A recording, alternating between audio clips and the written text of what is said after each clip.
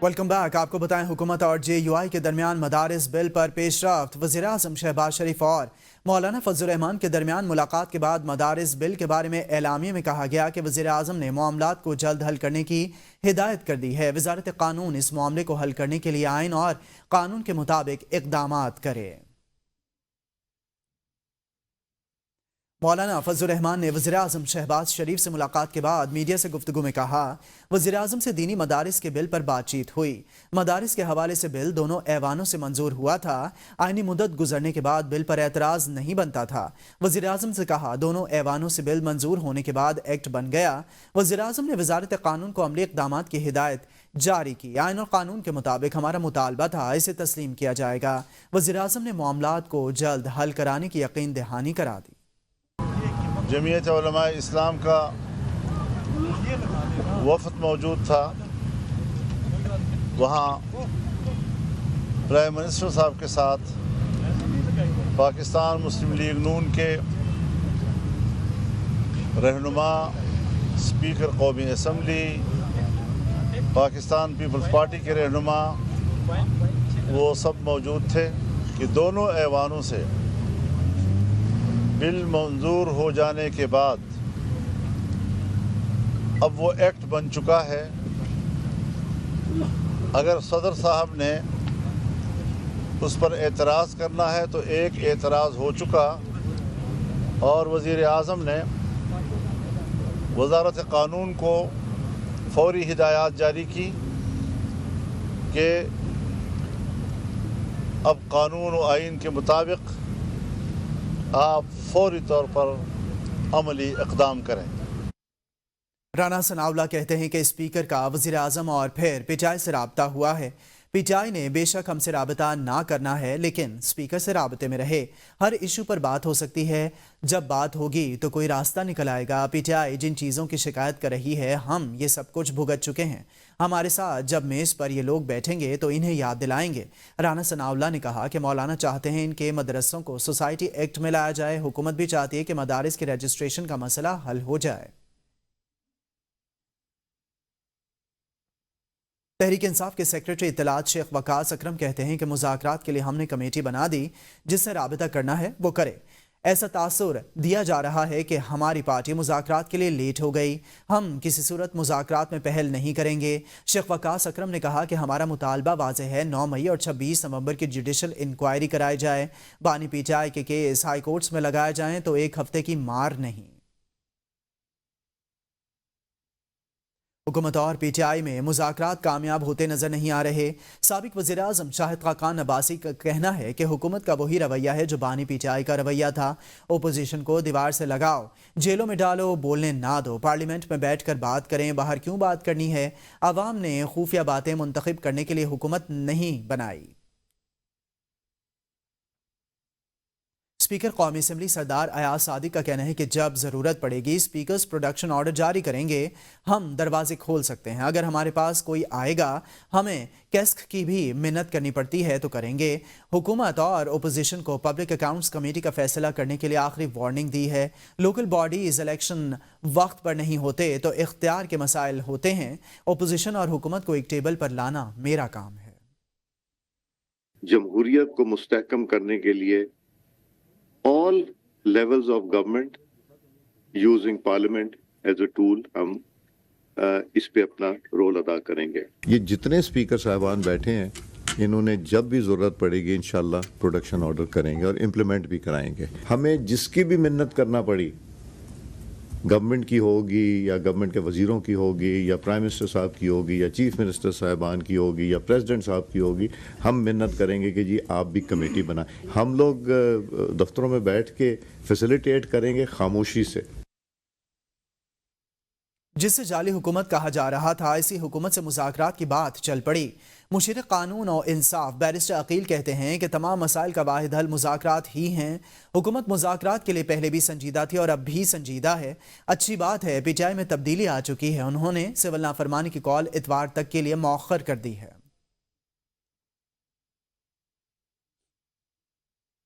हुकूमत किसी बात पर संजीदा होगी तो बातचीत आगे बढ़ेगी।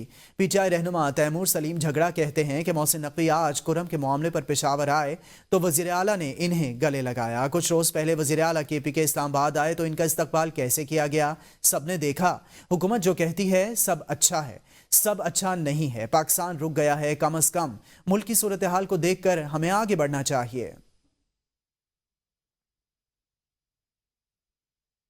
आगे बढ़ें और आपको बताएं कि जिला कुरम में बंकर्स खत्म करने, लोगों से असलहा वापस लेने का फैसला वज़ीर आला अली अमीन गंडापुर की ज़ेर सदारत खैबर पख्तूनख्वा एपेक्स कमेटी के इजलास में वज़ीर दाखिला मोहसिन नकवी की वज़ीर आला खैबर पख्तूनख्वा को क़याम अमन के लिए हर मुमकिन ताउन की यकीन दहानी। कहा कुरम में क़याम अमन अव्वलीन तरजीह है। सूबे में कानून नाफिज करने वाले इदारों की इस्तेदाद कार बढ़ाने में सपोर्ट करेंगे।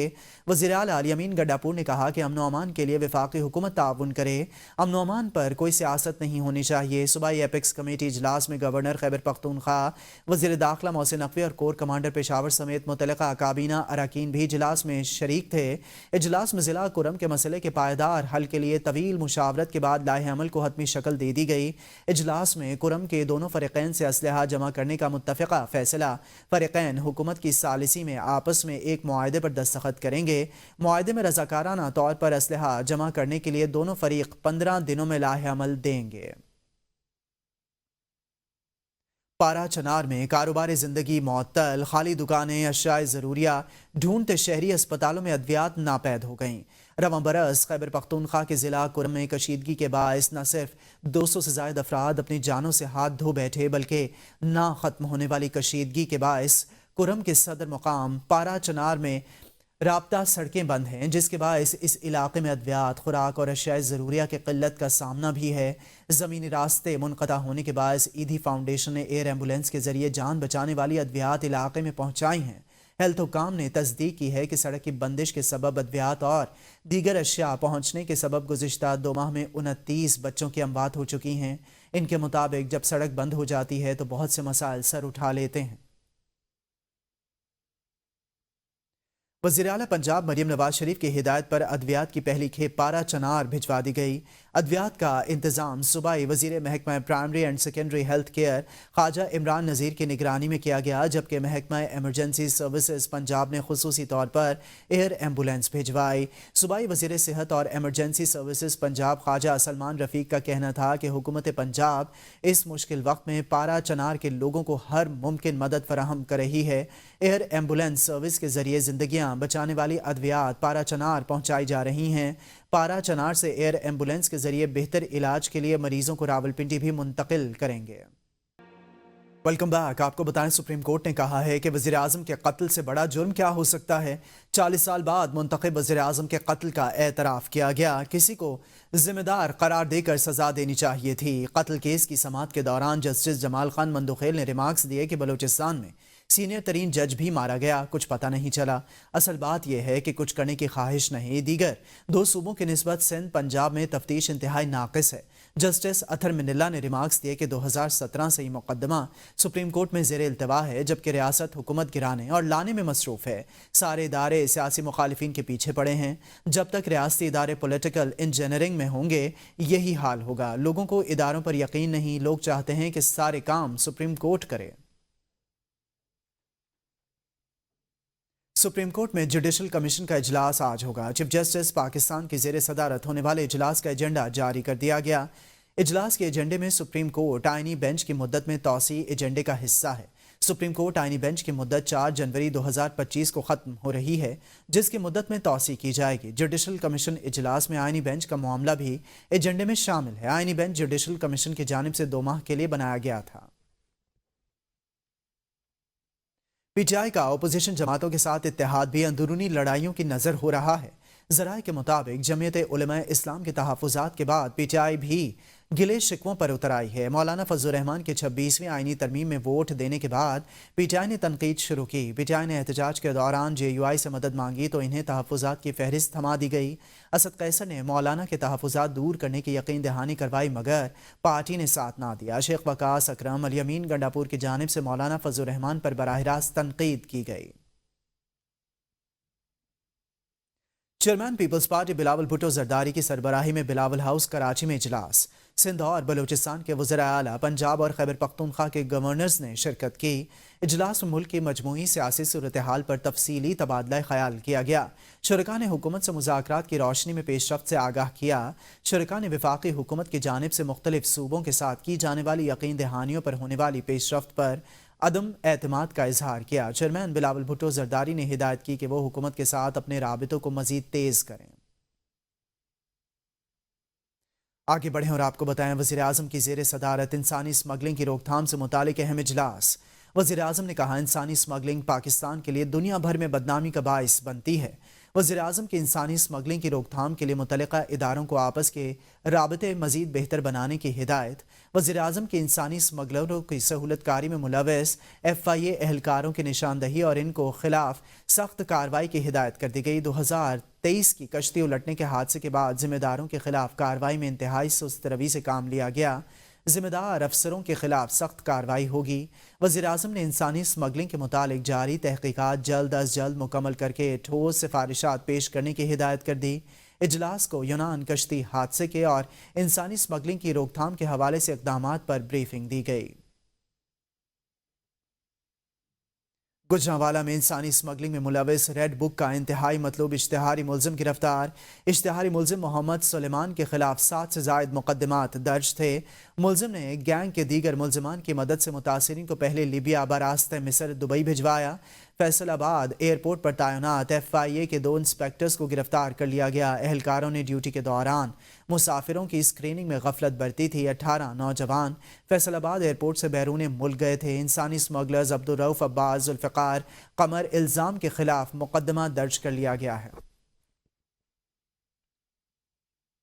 FIA anti human trafficking circle Lahore کی بڑی کارروائی۔ FIA نے یونان کشتی حادثے میں ملوث 2 اسمگلرز کو گرفتار کر لیا۔ 2 افراد حماد اور خاور کشتی حادثے میں جاں بحق ہو گئے تھے۔ اسمگلرز نے 4 افراد کو غیر قانونی طریقے سے اٹلی بھجوانے کے لیے 88 لاکھ روپے۔ اسمگلرز کے خلاف کارروائیاں ڈائریکٹر FIA سرفراز ورک کی نگرانی میں کی گئیں۔ اسمگلرز کی گرفتاریوں کے لیے deputy director anti human trafficking نے خصوصی ٹیمیں تشکیل دیں۔ AHTC لاہور کی ٹیم نے اسمگلر نواز کو فاروق آباد سے گرفتار کیا۔ اشتہاری اسمگلر نوید شاہ کو ننکانہ صاحب سے پکڑا۔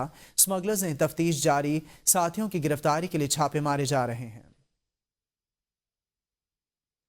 9 مئی GHQ حملہ کیس میں انسداد دہشت گردی عدالت نے بانی PTI سمیت 12 ملزمان کے مقدمے سے بریت کی درخواست خارج کر دی۔